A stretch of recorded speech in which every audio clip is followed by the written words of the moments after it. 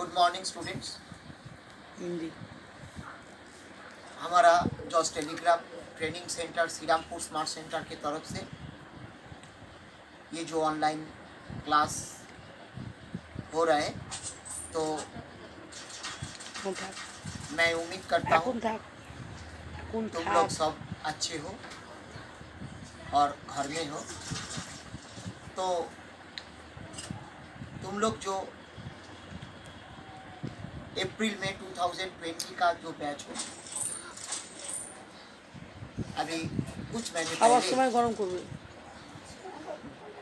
2 या 3 महीने पहले, कम से कम 3 महीने पहले तुम लोग एडमिशन लिए हो, लेकिन सेंटर में थोड़े क्लास किए हो इसीलिए। और नेक्स्ट कोविड-19 के लिए लॉकडाउन शुरू हो गए, इसीलिए तुम लोग जो CPA अप्रैल में 2020 का जो बैच हो, तुम लोगों का स्पेशल रिक्वेस्ट में हम लोग हमारा ये जॉस telegraph training centre Shrirampur smart centre की तरफ से ये क्लास ऑनलाइन क्लास हम चला रहे हैं, ठीक है।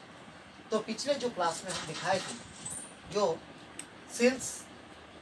सेल्स ऑर्डर, सेल्स चालान, sale bill and sales return कैसे होता है, लेकिन अगर तुमको ये मैनुअली और उसका जर्नल भी हम दिखा दिया है, ये सेल्स होने के बाद कस्टमर अकाउंट दिया, to sales, to output CGST, to output SGST, और सेल्स रिटर्न होने के बाद क्या होता है, उल्टा हो जाती। तो सेल्स रिटर्न और रिटर्न आउट इनवर्ड अकाउंट दिया, output CGST DR and output SGST भी DR होगा। टू क्या है होगा ना, कस्टमर पार्ट सेल करने के बाद कस्टमर डेबिट होता है, सेल रिटर्न करने के बाद, रिटर्न देने के बाद हमको वो क्रेडिट हो जाते हैं, ठीक है। लेकिन मैनुअली इसको अगर लेजर बुक्स ऑफ लेजर में पोस्टिंग करना पड़े तो कैसे करोगे, वही हम यहाँ पे दिखा दिए। जो पिछले जो एग्जाम्पल दिए थे वही एग्जाम्पल लेके यहाँ पे हम पोस्टिंग किए। देखो, पहले सेल्स अकाउंट ऑलवेज क्रेडिट होता है, तो इसीलिए तो वहाँ पर जो फर्स्ट ट्रांजेक्शन था सेल्स के लिए, तो कस्टमर अकाउंट्स 1,12,000 कुल मिला के होता है, हुआ था।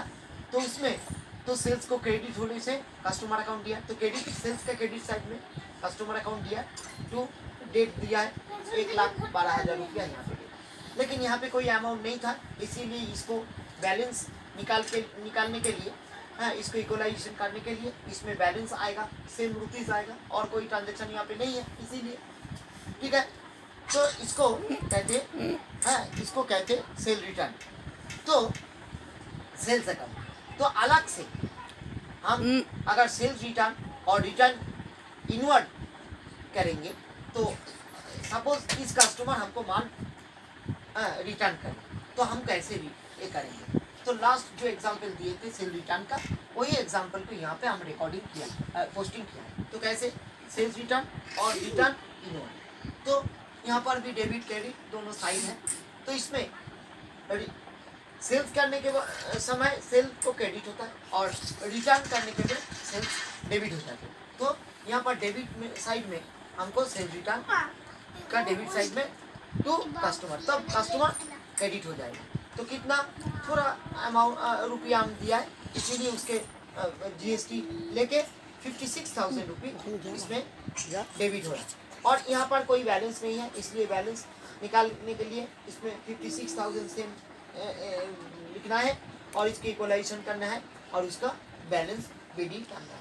तो यहाँ पे CD हुआ है दाएं तरफ, और BD निकालने के लिए बाएं तरफ में यहाँ पोस्टिंग करना पड़ता है। लेकिन यहाँ पे बाएं तरफ CD बैलेंस CD निकला है, और तो यहाँ पे दाएं तरफ बैलेंस DYD निकलेगा। सुतरां ऐसे करके हमारा सेल्स और सेल्स रिटर्न और रिटर्न इनवर्ड पोस्टिंग करना पड़ता है।